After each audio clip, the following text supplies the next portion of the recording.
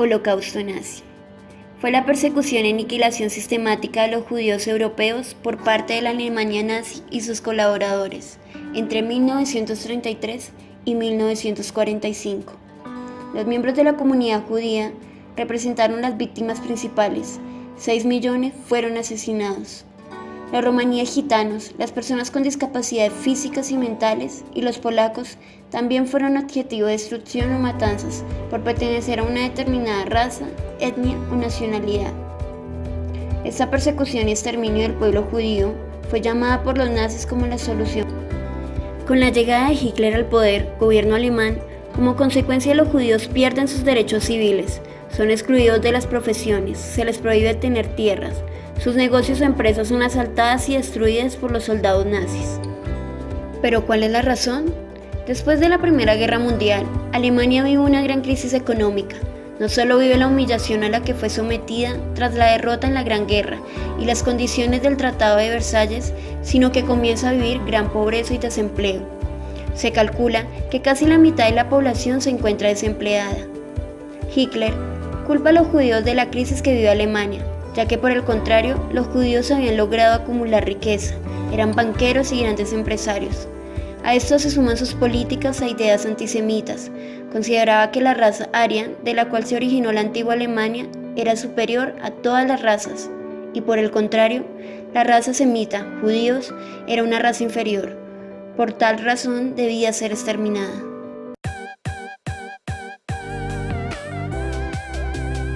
Revolución cubana. Es el principal resultado del movimiento revolucionario cubano de izquierda que provocó la caída del régimen del dictador Fulgencio Batista y la llegada al poder del líder del ejército guerrillero Fidel Castro.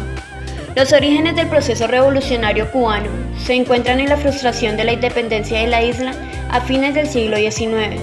Como en el resto de Hispanoamérica, los primeros movimientos anticolonialistas se vertebraron entre 1808 y 1830, cuando no se alcanzó la emancipación de Cuba por una confluencia de factores adversos, entre ellos el auge que entonces experimentaba la plantación azucarera de base esclavista y la oposición de Estados Unidos que aspiraba a heredar a España en su dominio sobre la mayor de las Antillas. A ello hay que añadir que la oligarquía cubana, beneficiada con oportunas concesiones económicas por parte de la monarquía borbónica, temía una repetición de los sucesos de 1791 en Haití. El proceso que lleva a la caída de la dictadura del sargento del ejército Fulgencio Batista comienza a gestarse a los pocos años de haber consumado su golpe palaciego. En él confluyeron diversas formas de lucha, tanto del campesino de la Sierra Maestra como de la pequeña burguesía urbana y la clase obrera. También se manifestó en forma temprana el pase a la oposición de sectores de la burguesía no azucarera. Esta confluencia de intereses de las distintas clases sociales fue erosionando aceleradamente la base social del régimen. Mientras tanto, en Estados Unidos sectores influyentes de la prensa liberal, horrorizados con el accionar represivo de la dictadura, empezaron a observar con simpatía el accionar de los barbudos de Fidel Castro. A fines de 1958, las columnas del ejército rebelde dirigidas por el Che Guevara y Camilo Cienfuegos propinan una fuerte derrota al ejército bastiniano en el combate de Santa Clara, lo que acelera su descomposición. Caída del comunismo. Cuando Mikhail Gorbachov accedió al liderazgo en la Unión Soviética, en marzo de 1985, había una conciencia general de que el país no podía seguir en una situación que había pasado del estancamiento al declive. Había que hacer algo, y Gorbachov se lanzó a un ambicioso programa de reformas que pronto se vino a conocer con el término ruso de perestroika, reestructuración.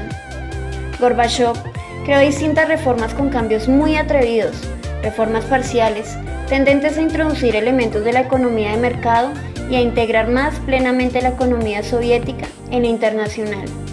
Reforma del sistema electoral, que devino en el acceso de algunos disidentes, como Andrei Sájarov, al Parlamento soviético. Instauración de la Glasnost, transparencia, que permitió mayor libertad de expresión en los medios de comunicación. Desencadenó un proceso que pronto se le salió de las manos. A partir de 1988, se desarrollaron fuertes movimientos nacionalistas en las diferentes repúblicas que conformaban la Unión Soviética. Las demandas iban desde una cierta autonomía cultural hasta la pura y simple independencia.